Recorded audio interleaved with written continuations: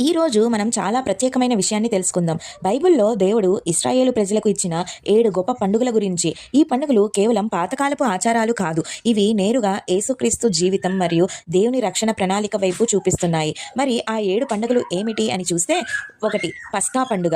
ఇశ్రాయేలీలు Egypt నుండి బయటపడే రాత్రి గుర్తు.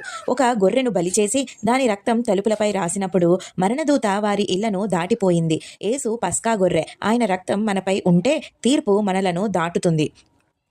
2 ఉనికి వహించని రొట్టెల పండుగ.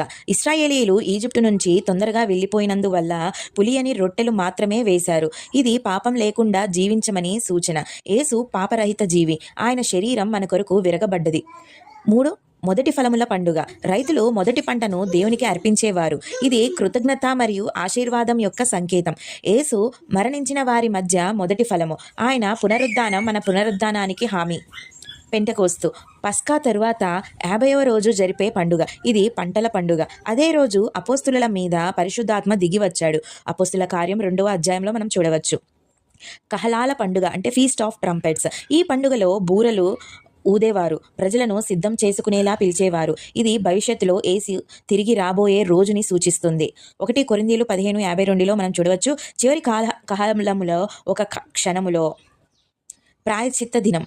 ఈ రోజు ప్రధాన యాజకుడు ప్రజల పాపాల కొరకు బలి అర్పించేవాడు. యేసు మన కొరకు పూర్తి ప్రాయశ్చిత్తం చేశాడు. ఆయన రక్తం మన పాపాలను శాశ్వతంగా శుభ్రపరుస్తుంది.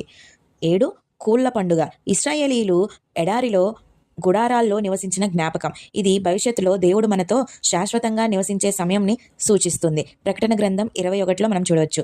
చూసారా, ఈ 7 పండుగలు కేవలం పాత నియమం సంప్రదాయాలు కాదు. ప్రతి పండుగ యేసుక్రీస్తులో నెరవేరింది లేదా నెరవేరబోతోంది. అందుకే ఈ పండుగలు మనకు దేవుని ప్రణాళిక ఎంత సంపూర్ణమో చూపిస్తున్నాయి. మీకు ఏ పండుగ బాగా నచ్చింది? కామెంట్లో చెప్పండి. లైక్ చేయండి, షేర్ చేయండి. ఇంకా ఇలాంటివి తెలుసుకోవడానికి మా ఛానల్ని సబ్స్క్రైబ్ చేయండి.